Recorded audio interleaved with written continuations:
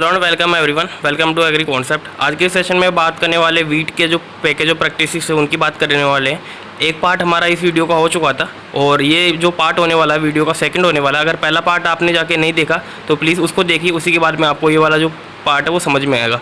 और जो क्रॉप्स की जो हमने अलग से प्लेलिस्ट बना रखी है तो आप सर्च कर सकते हो crops package of practices by agri concept, आपको मिल जाएगा। इससे पहले सोइल साइंस के भी खूब सारे सेशन हुए हैं, अगर वो जाके नहीं देखे तो अगर आप सोइल साइंस में इंटरेस्टेड लेक्चर्स में तो आप वो भी देख सकते हो। तो आज का मोटिवेशन के साथ आज के जो हमारा सेशन है उसको स्टार्ट करने वाले हैं। मोटिवेशन से पहले मैं आपको बता दूँ, अगर चैनल पे नए हैं तो चैनल को सब्सक्राइब कर ले, साथ में बेल आइकॉन को प्रेस करें, वीडियो को भी लाइक करें। और अगर आपको इस सेशन की PDF चाहिए या और डेली बेसिस पे क्विज़ चाहिए, जो हमारे सेशन हो रहे हैं उन्हीं के बेसिस पे आपको क्विज मिलेंगे, साथ में जो इंपॉर्टेंट क्वेश्चन है उनके भी क्विज मिलेंगे, तो आपको टेलीग्राम चैनल पे मिल जाएंगे एग्री कॉन्सेप्ट के, और उसकी जो लिंक है वो आपको डिस्क्रिप्शन में प्रोवाइड करवा दी गई है। चलो मोटिवेशन के साथ आज का जो सेशन है उसको स्टार्ट करते हैं। तो किसी जो डॉक्टर APJ अब्दुल कलाम साहब है, जो कि बहुत ही महान साइंटिस्ट हमारे रहे हुए हैं, तो उन्होंने ये 2 लाइनें कही थी कि उनका कहना है कि छोटा लक्ष्य अपराध है, महान लक्ष्य होना चाहिए।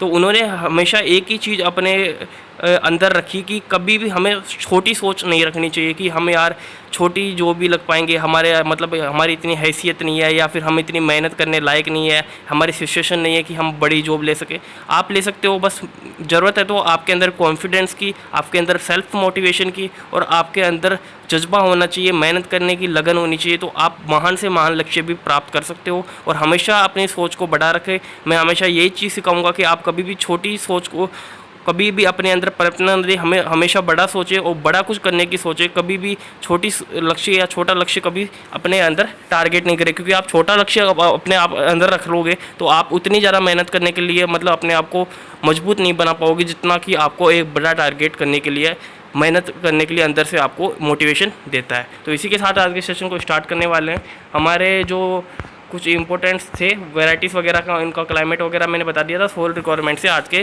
जो सेशन है वीट का पैकेज ऑफ प्रैक्टिस चल रही है उनको स्टार्ट करने वाले हैं। तो बात कर लेते हैं वीट की सोल रिक्वायरमेंट के बारे में। तो वो क्या रहने वाली, तो wheat is grown in the wide range of soil. ये लगभग जो सभी प्रकार की सोइल्स होती है उनके अंदर क्या करता है, ग्रो कर जाता है। लेकिन ये जो क्ले लोम और जो लोमी टेक्सचर वाला होता है वो एक तरीके से गुड वाटर होल्डिंग कैपेसिटी होती है इस सोइल की, इसलिए इसको क्या माना गया कि ideal for cultivation of wheat इस सोइल को माना गया। कौन सी सोइल को, क्ले लोम और जो लोमी टेक्सचर की जो सोइल होती है उसको बेस्ट माना गया। तो फिर बात करते हैं, soil should be neutral in reaction. Soil का जो pH होना चाहिए वो न्यूट्रल होना चाहिए, मतलब 6.5 से 7.5 के बीच में होना चाहिए, जो कि बेस्ट pH है for growing of wheat crop.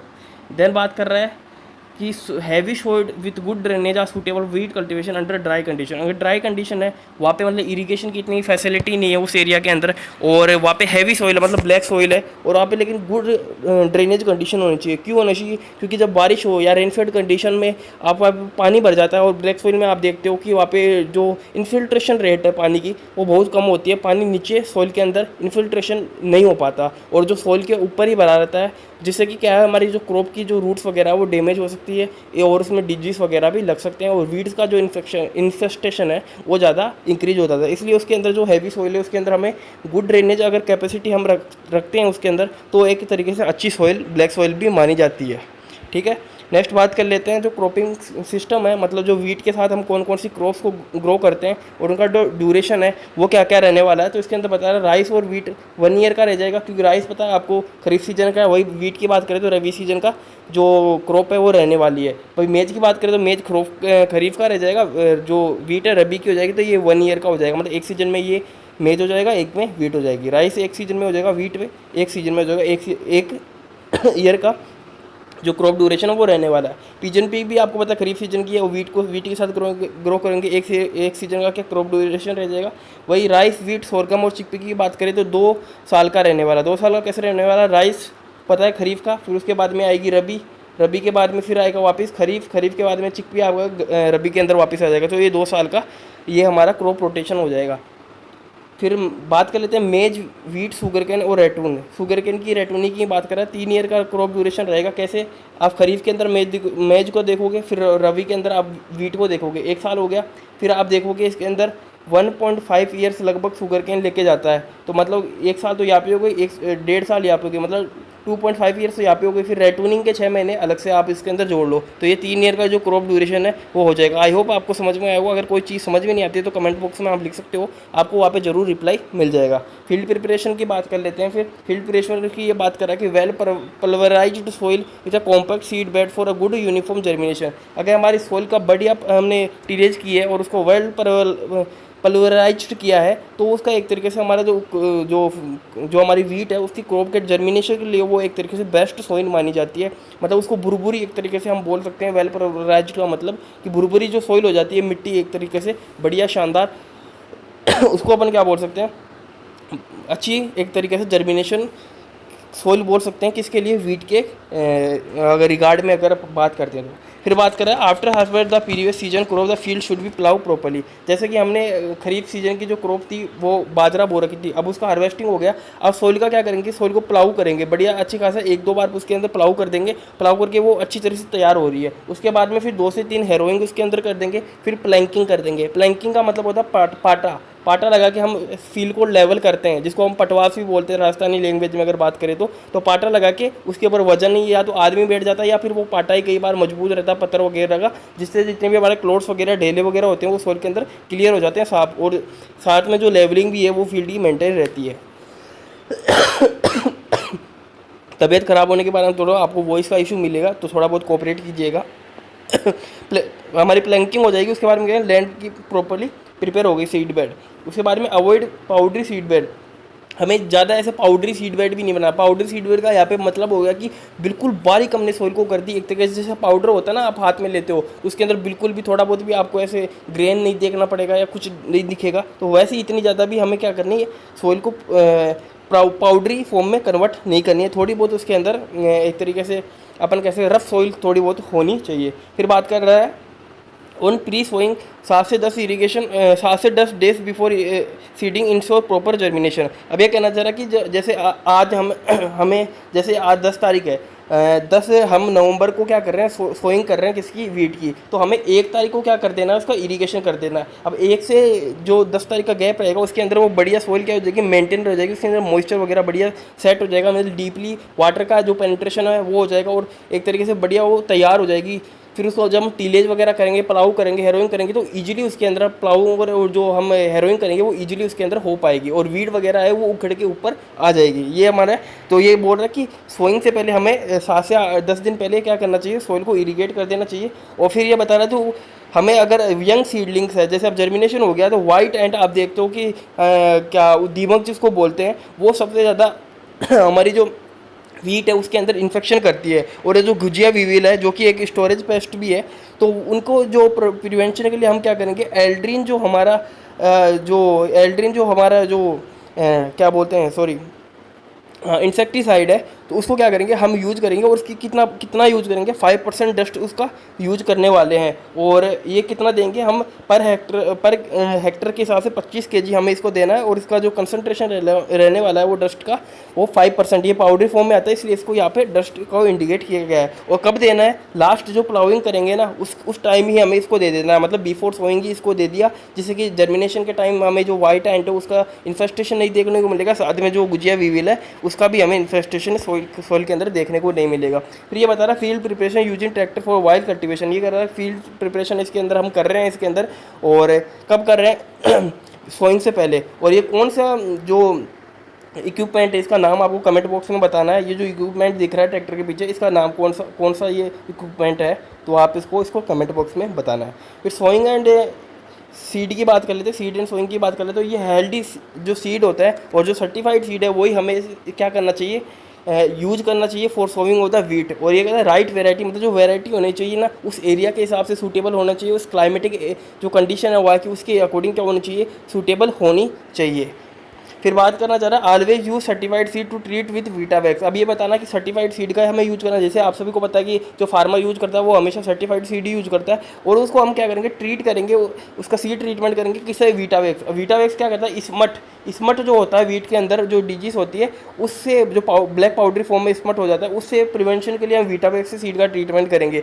वही अगर यहाँ पे आता प्लांटावैक्स किसके लिए हम ट्रीटमेंट के लिए यूज करते हैं, तो प्लांटावैक्स हम यूज करते हैं हमारा जो वीट के अंदर रस्ट होती है उसके उसके लिए हम किसको यूज करते हैं, प्लांटावैक्स को। वही स्मट के लिए हम यूज करते हैं वीटावैक्स को। किसको यूज करते हैं, वीटावैक्स को यूज करते हैं। और थायरम और एग्रासोन से भी हमको क्या करना है, सीड का ट्रीटमेंट करना है। वो कितना क्या लेना है, कंसंट्रेशन ये बता रहा है 2.5 ग्राम पर केजी ऑफ सीड। अगर 1 केजी सीड है तो उसके लिए 2.5 ग्राम हम क्या लेंगे, थीरम एंड एग्रोसोन उसके अंदर ले लेंगे। टाइम ऑफ सोइंग की बात करा कि हम उसके अंदर सोइंग वगैरह कब करनी चाहिए, तो ये बता रहा है कि सबसे बेस्ट जो सोइंग टाइम है उसके लिए वो डिपेंड करता है वहाँ की वेदर कंडीशन कैसी है, जो हमने वैरायटी ली है वो कौन सी ली है, सोइल कैसी है, वहाँ की टेम्परेचर कैसा है, इरिगेशन फैसिलिटीज़ वगैरह, ये लैंड प्रिपरेशन वगैरह, ये सबके ऊपर टाइम जो है टाइम ऑफ सोइंग डिपेंड करता है। लेकिन इन जनरल अगर अपन मैक्सिमम हमें प्रोडक्टिविटी लेनी है तो उसके अंदर हम जो वीट की अगर बेस्ट जो सोइंग टाइम माना जाता है वो 10 से 15 नवंबर के बीच में माना जाता है। आपको याद रखना कितना रखना है, 10 से 15 नवंबर, जो कि हर बार क्वेश्चन, कई बार क्वेश्चन आया हुआ है कि 10 से 15 नवंबर किस जो है हमारा किसका होता है, वीट का सोइंग टाइम जो होता है मोस्टली सभी जोन्स के लिए होता है अदर देन पेनिसुलर जोन, जो कि ठंड वाले इलाके हैं, मतलब वहाँ पे टेम्परेचर मतलब हमेशा 10 डिग्री से कम ही रहता है। उनके अलावा अगर बात करें तो 10 से 15 जो नवंबर है उस टाइम हमें इसकी सोइंग बेस्ट तरीके से कर देनी चाहिए। फिर बताना चाहिए कि sowed date should be maintain such that the mean daily temperature drop down to the 20 to 22 degree Celsius. ये बताना चाह रहा है कि सोइल का जो डेट है हमें इस तरह मैनेज करना चाहिए कि जो सोइंग के बाद में फिर वो जो डेली का टेम्परेचर रहेगा ना वो 20 से 22 डिग्री सेल्सियस के बीच में ही हमेशा एवरेज रहना चाहिए। 1-2 डिग्री ऊपर नीचे हो सकता है, उससे कोई खास फर्क नहीं पड़ेगा, लेकिन हमें इस हिसाब से ही मैनेज करना है। ऐसे नहीं कि हमने अक्टूबर में सोइंग कर दी और हमारा अक्टूबर में आपको पता है थोड़ी बहुत गर्मी रहती है और नवंबर में जाके थोड़ी बहुत टेम्परेचर मेंटेन होता है, थोड़ी बहुत सर्दी पड़ना शुरू होती है। तो हमने अगर शुरू पहले अक्टूबर में अगर ग्रो कर दी उस एरिया के अंदर वो टेम्परेचर ज़्यादा है उस टाइम, तो फिर क्या होगा कि उसका इतना अच्छा जर्मिनेशन हो पाएगा और जर्मिनेशन नहीं हो पाएगा और उसके कारण उसकी जो सीड सेटिंग है वो भी हमें अच्छी देखने को नहीं मिलेगी। उससे हमारा जो ईल्ड है वो डिक्रीज हो जाएगी, इनपुट ज़्यादा हो जाएगा, आउटपुट हमारा कम हो जाएगा। रेनफेड कंडीशन की बात करें, मतलब जहाँ इरिगेशन का सोर्स बिल्कुल भी नहीं है, वहाँ हम बिल्कुल रेनफॉल पे डिपेंड है उसकी जो इरिगेशन है उसके लिए, तो वहाँ पे अपन क्या करते हैं, अक्टूबर जो अर्ली अक्टूबर से अर्ली नवंबर होता है ना, मतलब 1-2 नवंबर या 1 से 5 नवंबर या 1 से 10 नवंबर के बीच, और अर्ली लास्ट सेकंड फोर्टनाइट, एक तो होता है फर्स्ट फोर्टनाइट का मतलब होता है 1 तारीख से लेकर 15 तारीख के, उस महीने की 1 से लेकर 15 तारीख के बीच, और सेकंड फोर्टनाइट का मतलब होता है उस महीने की 15 तारीख से लेकर जो 31 या 30वीं तारीख जो भी आती है उस महीने की, उसको अपन सेकंड फोर्टनाइट बोलते हैं। तो सेकंड फोर्टनाइट मतलब अक्टूबर की 15 तारीख से लेकर 30 तारीख तक हम उसको रेनफेड कंडीशन में इसकी सोइंग करेंगे, और 1 से लेकर 10 नवंबर तक की हम इसके बीच में उसकी सोइंग करने वाले हैं। किसकी, रेनफेड की, मतलब जहाँ इरीगेशन फैसिलिटी नहीं है, आर्टिफिशियल इरीगेशन नहीं है, वो डिपेंड करता है रेनफॉल पे, तो उस एरिया के अंदर इस टाइम सोइंग करेंगे। तो अलग अलग एरिया की यह क्वेश्चन आ जाता है कई बार, आपको याद रखना है किस टाइम कौन सा होता है। अब ये सीड रेट की बात कर रहा है, यहाँ पे आजकल जो स्पेशल क्वेश्चन है वो ऐसे आने लग गया, डायरेक्ट पहले जो एक पर्टिकुलर सीड रेट पूछता था, आजकल पर्टिकुलर नाम दे के सीड रेट पूछने लग गया। कैसे, जैसे मीडियम साइज ग्रेन की पूछने लग गया आजकल। जैसे अब आपने क्या याद कर रखी है, आपने 100 से 120 kg पर हेक्टर याद कर रखी है वीट की सीड है। अब वो पूछेगा मीडियम की बताओ, बोल्ड सीडेड की बताओ, लेट सोइंग की बताओ, रेन फेड कंडीशन की बताओ, डिबलर से बताओ, या फिर जीरो टिल सीड ड्रिल से हम कर रहे हैं तो बता रहे हो। तो आपको ये स्पेशल आजकल जो नए जो क्वेश्चन आ रहे हैं एग्जामिनर अलग टाइप से पूछ रहे हैं, जो हमारे जो प्रीवियस क्वेश्चन से जो हमारा ट्रेडिशनल तरीका आया था वो बंद हो गया, और जो ये जो नए टाइप से क्वेश्चन पूछ रहे हैं वही मैंने इसमें इंक्लूड किए हैं। तो ये आपको जरूर से याद कर लेना, ये आपके लिए इंपॉर्टेंट रहने वाला है। तो मीडियम जो साइज ग्रेन है उसके लिए अगर याद करते हैं, अपन बात करते हैं, तो सीड रेट उसके लिए रहने वाली है 100 kg पर हेक्टर रहने वाली है। वही बोल्ड सीड मतलब जो मोटे सीड होता है उसकी अगर सीड रेट बात करें तो 125 kg पर हेक्टर रहने वाली है। दाने नंबर ऑफ ग्रेन सेम रहने वाले, लेकिन उसके बोल्ड हो गया, मोटा हो गया तो उसका क्या होगा, वजन भी इंक्रीज होगा, इसलिए 125 kg पर हेक्टर इसकी क्या रह गई, सीड रेट हो गई। वही अपन बात करते हैं फॉर लेट सोइंग। अगर बात करते हैं लेट जो सोन वेराइटी है, अगर उसको लेट सोइंग कर रहे हैं, मतलब अक्टूबर या नवंबर में जाके नवंबर में लास्ट में या दिसंबर के फर्स्ट फोर्टनाइट में कर रहे हैं, तो अपन जो हमें सीड रेट है इंक्रीज करनी पड़ेगी। और कितनी इंक्रीज करनी पड़ेगी, अब ये रहने वाली 125 से 150 kg पर हेक्टर, ये जो रिकमेंडेड है किसके लिए, लेट सोइंग वेराइटी के लिए रहने वाली सीड रेट। और अंडर रेनफेड कंडीशन बात करें, जहाँ रेनफॉल होती है और रेनफॉल पे जहाँ इरिगेशन का सोर्स नहीं है, रेनफॉल पे जहाँ मतलब वीट का प्रोडक्शन डिपेंड करता है, तो वहाँ पे 70 से 80 kg पर हेक्टर देने वाले हैं, क्योंकि ज़्यादा अगर देंगे सीड रेट तो ज़्यादा डेंस पॉपुलेशन मिलेगी। ज़्यादा डेंस पॉपुलेशन मिलने के कारण हमें क्या होगा, वाटर की अवेलेबिलिटी वहाँ पे इतनी नहीं है, इरिगेशन आर्टिफिशियल नहीं है, रेनफॉल पे ऊपर पूरा डिपेंड कर रहा है। रेनफॉल अगर कम हुई और हमारी प्लांट पॉपुलेशन ज़्यादा ही है, तो जितनी ज़्यादा प्लांट पॉपुलेशन होगी, जितने ज़्यादा लोग होंगे उतना ही ज़्यादा पानी पियेंगे। तो अगर लोग कम होंगे तो कम पानी पियेंगे, तो कम पानी पियेंगे तो हमारे पास पहले ही पानी की कमी है। तो इसलिए हम सीड रेट कितनी रखेंगे, 75 से 80 kg, जिसको अपन 75 से 80 kg इन इंग्लिश बोल सकते हैं। वही वीट अगर डिबलर से सोइंग कर रहे हैं, जो कि डिबलर ऐसा आपको कोनिकल शेप में दिखेगा, ऐसा कुछ, इसे अपन क्या करते हैं, जो सोइल होती है इसके अंदर छेद करते हैं, छेद करके अंदर फिर इसके अंदर सीड डालते हैं, फिर इसको वापस सोइल से क्या करते हैं, ढक देते हैं, फिर इसके अंदर सोइल का जर्मिनेशन होता है। इसके अंदर प्लांट टू प्लांट डिस्टेंस और रो टू रो डिस्टेंस अपन क्या करते हैं, ईजिली मेंटेन कर सकते हैं। ये नया मेथड आया है, थोड़ा टाइम पहले इंट्रोड्यूस हुआ है, तो इसकी तो स्पेशल याद ही कर लेना। डिबलर्स के तो हमेशा क्वेश्चन ही आता है। जो 25 से 30 kg सीड रेट है वो आपको डिबलर के अंदर अगर आप सोइंग कर रहे हो तो आपको रखनी पड़ेगी। Spacing and depth of sowing की बात कर लेते हैं, हम प्लांट टू प्लांट कितनी स्पेसिंग रखने वाले हैं। यहाँ के अंदर प्लांट टू प्लांट स्पेसिंग क्या मेंटेन नहीं हो पाएगी वीट की अगर बात करते हैं। यहाँ पे रो टू जो plant to plant row to row, जैसे ये रो 1 है और ये रो 2 है, तो इस रो के बीच में और ये इस रो के बीच में कितना हम स्पेसिंग रखेंगे, उसको अपन क्या बोलते हैं, रो टू रो स्पेसिंग बोलते हैं। वही प्लांट टू प्लांट, एक प्लांट से दूसरे प्लांट की दूरी को हम क्या बोलते हैं, जो प्लांट टू प्लांट डिस्टेंस है वो बोलते हैं। तो आपको पता है कि वीट की जो पॉपुलेशन होती है वो वेरी डेंस होती है, उसके अंदर plant to plant distance maintain नहीं कर पा सकते। अगर plant to plant distance maintain करने लग गए ना, तो फिर हमें प्रोडक्शन मिलने वाला नहीं है, हमारी जनता भूखी मर जाएगी, क्योंकि हमें इतना उत्पादन हो ही नहीं पाएगा। तो हमें क्या करता है कि हम क्या करते हैं, तो उसके अंदर एक तरीके से रो टू रो डिस्टेंस उसको अंदर यूज करते हैं, प्लांट टू प्लांट इसके अंदर यूज नहीं करते। कई बार क्वेश्चन पूछ रहा था कि कौन सी भी जो क्रॉप है उसके अंदर हम plant to plant distance maintain नहीं करते। तो आपको वीट वगैरह जैसे हम बात कर लेते हैं, हमारा बारले हुआ, तो इनके अंदर मेंटेन नहीं करते प्लांट टू प्लांट डिस्टेंस। अब नॉर्मल जो क्रॉप है उसकी सोइंग के लिए इसकी जो स्पेसिंग की बात कर रहा है, तो वो हमारी रहने वाली है 20 से 22.5 सेंटीमीटर। जो जनरली जो एग्जाम में क्वेश्चन आता है वो 22.5 सेंटीमीटर का ही आता है। तो ये आपको याद रखना है, 2 रोज के बीच की ये स्पेसिंग रहने वाली है। और ये पता है अगर सोइंग डिले हो गई, हम लेट हो गए सोइंग के अंदर, तो हम क्या करेंगे, स्पेसिंग थोड़ी क्लोजर रखेंगे, मतलब पास में थोड़े स्पेसिंग को रखेंगे। तब तो हम 15 से 18 सेंटीमीटर, मतलब 15 to 18 सेंटीमीटर उस टाइम रखेंगे। अलग अलग हिसाब से अलग अलग याद रखना है। यहाँ से आजकल क्वेश्चन आने लगे, वो पर्टिकुलर जो ट्रेडिशनल क्वेश्चन थे वो आजकल नहीं आते। डेप्थ ऑफ सोइंग की अगर बात कर ले तो ये डिपेंड करता है, एक तो होता है कोलीपिटाइल लेंथ, एक तो हो गया, एक होता है एक तो कोलीपिटाइल हो गया, कोलीपिटाइल। अब कोलीपिटाइल का मतलब हो गया कि जो शूट की लेंथ है उसको अपन बोलते हैं कोलीपिटाइल, है ना। और एक होता है रेडिकल, रेडिकल मतलब आर से रेडिकल, आर फॉर रूट। तो अब ये बोल रहा है कि जो सोइंग डेप्थ है वो कोलीपिटाइल के ऊपर डिपेंड करेगी। कोलीपिटाइल मतलब जो शूट वाला पार्ट है, जैसे हमारा शूट वाला पार्ट है इतना लंबा है, एक प्लांट है उसका इतना लंबा, एक का इतना। अब इसको आपको पता है इसकी सोइंग जो डेप्थ है हमें ज़्यादा रखनी पड़ेगी, क्योंकि हवा से ये गिर जाएगा अगर इसको ऊपर ही सोइंग कर दिया।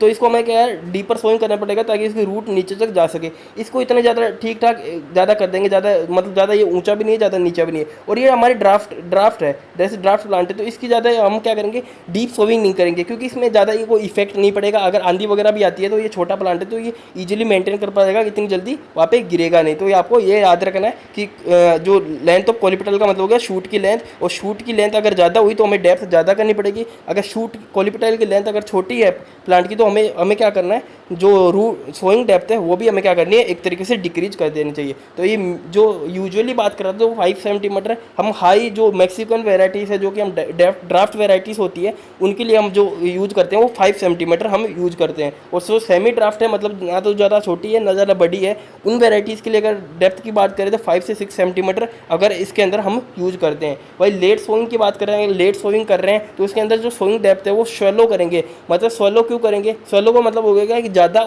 नीचे नहीं लेके जाएंगे, ऊपर तक की उसकी जो सोइंग डेप्थ है वो रखेंगे, मतलब 4 सेंटीमीटर रखेंगे। क्यों रखेंगे, अगर ज़्यादा डीपर प्लेस करेंगे 5 से 6 सेंटीमीटर या 6 से 7 सेंटीमीटर लेके जाएंगे तो पहले ही हम लेट हो चुके, पहले ही हम दिसंबर में या सेकंड फोर्टनाइट ऑफ नवंबर में हम इसकी सोइंग कर रहे हैं, और इतना ज़्यादा टाइम हमारे पास है नहीं कि हम इतनी जल्दी प्रोडक्शन ले सके। तो हम तो क्या करेंगे, अगर डीपर इसका प्लेस कर देंगे ना तो हमें क्या लगेगा, टाइम लगेगा इसको जर्मिनेशन होने में और ज़मीन से ऊपर निकलने में। इसलिए हम क्या करेंगे, इसकी ज़्यादा नीची ज़्यादा डीपर सोइंग ना करके उसको ऊपर शैलो सोइंग करेंगे, मतलब ऊपर ही ज़्यादा 4 सेंटीमीटर के लगभग इसकी सोइंग कर देंगे, क्योंकि इसके अंदर जर्मिनेशन का टाइम है वो हमारा बच जाएगा। तो इसके अंदर भी लिखा हुआ है deeply for too deep sowing delay the emergence, मतलब कि जो इमरजेंस है उसका जो जर्मिनेशन है उसको क्या कर देता है, डिले कर देता है। अब सोइंग मेथड्स की बात कर लेते हैं। डिबलिंग मैंने आपको बता दिया, डिबलर जो मेथड है अभी आपको बताया था, इसके अंदर जो सीड रेट है वो 25 से 30 kg आपकी इसके अंदर रखी जाएगी। ड्रिलिंग आपको बता दिया, जो हमारा ड्रिल मशीन एक तरीके से आपने देखा होगा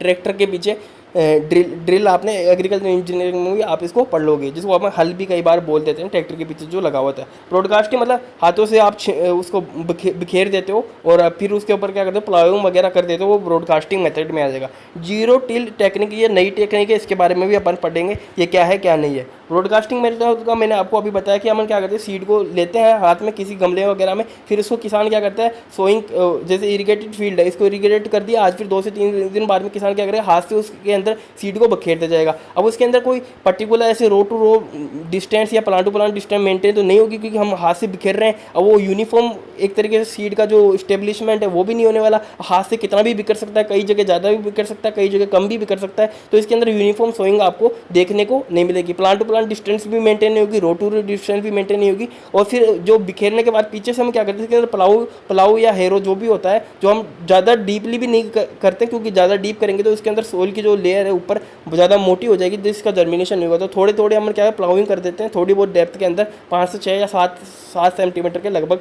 तो फिर क्या होता है, इसको ब्रॉडकास्टिंग मेथड से उसका फिर बाद में जर्मिनेशन हो जाता है। तो ये हो गया, इसके बारे में आप पढ़ लेना क्या है।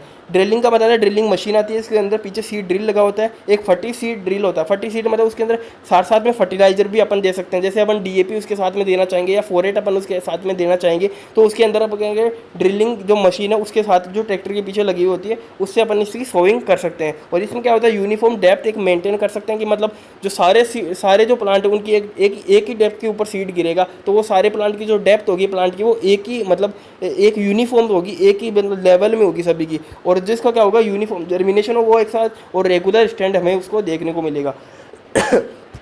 डिबलिंग का आपको बता दिया, this method is usually where supply of seed is limited. जहाँ कॉस्टली सीड होता है, जैसे हम न्यूक्लियस सीड या ब्रीडेड सीड की बात करते हैं तो वो बहुत कम होता है, वो इनिशियल सीड होते हैं किसी भी वेराइटी की। वही सर्टिफाइड सीड की बात करते हैं तो वो बहुत ज़्यादा अमाउंट में हमें मिल जाते हैं, तो उनका जो सोइंग वगैरह वो हम डिबलर मेथड के द्वारा ही करते हैं, क्योंकि हमें एक जो होल करते हैं, जैसे डिबलर से एक होल करें उसके अंदर 1 या 2 सीड ही हम उसके अंदर डालते हैं, क्योंकि हमारे पास सीड्स की जो क्वांटिटी है वो लिमिटेड होती है। तब हम डिबलिंग जो सीड होते हैं उससे हम मेथड हो उससे हम सोइंग करते हैं। और जो मोस्टली ये न्यूक्लियर और ब्रीडेड सीड है उनके अंदर सोइंग की जाती है, और जो कॉस्टली सीड होते हैं उनकी जो सोइंग होती है वो डिबलर मेथड के द्वारा की जाती है। तो ये आपको बता दिया होगा। Sowing is done with the help of small implement known as dibbler, it is not common as a time of consuming. और ये ज़्यादा जैसे कि हम लार्ज स्केल में इसको यूज नहीं करेंगे, जैसे अगर किसान डिबलर से सोइंग करने लगे तो फिर तो हो गया उनका काम, फिर तो उन्होंने 100 200 बीघा के अंदर या 200 हेक्टर के अंदर सोइंग कर ली, फिर तो ये एक छोटे लेवल पे काम में आता है। और जो कोटली सीड होते हैं न्यूक्लियस या ब्रीडर्स जो इनिशियल वैरायटी सीड होते हैं उनमें ये काम में लेता है। फिर जीरो टिल सेकंड जो टेक्निक है उसकी अपन बात कर लेते हैं। तो इसके अंदर क्या होता है, दिस मेथड इज ये क्या है, नया मेथड है। तो इसने बताया कि this new method is use for sowing the wheat is delayed beyond 15 November. अब 25 नवंबर के बाद 25 नवंबर हो गई, अब हमने सोइंग ही नहीं की।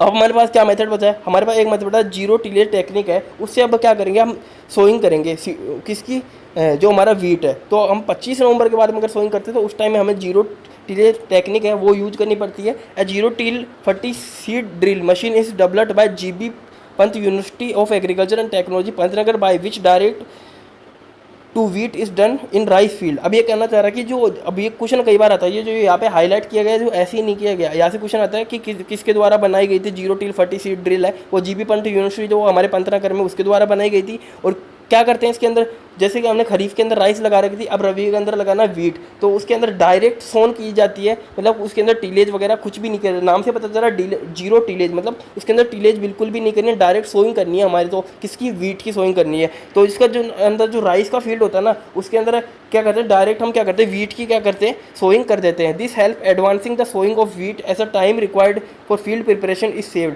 अब ये कहना चाह रहे हैं, जैसे पहले मैं बता रहा था ये 25 नवंबर से हम लेट हो चुके हैं, तो जो हमारा टाइम रिक्वायरमेंट, जो टिलेज वगैरह करेंगे, सीड की सॉइल की प्रिपरेशन करेंगे, फील्ड की प्रिपरेशन करेंगे, तो वो हमारा टाइम इसके अंदर बच जाएगा। फिर नेक्स्ट बोल रहा है कि that zero till 40 seed drill have knife type tines in place of shovels type suitable for zero tillage sowing. ये कह रहा है जो इसके अंदर जो शोवल्स आपको जो नॉर्मल टीलेज जो आपको मशीन दिखेगी, आप उसको देखोगे जीरो सीड ड्रिल मशीन देखोगे, उसके अंदर आपको शोवल दिखेंगे। वो इनका उनका एज जो होता है मतलब आखिरी एंड वो कुछ ऐसा होता है।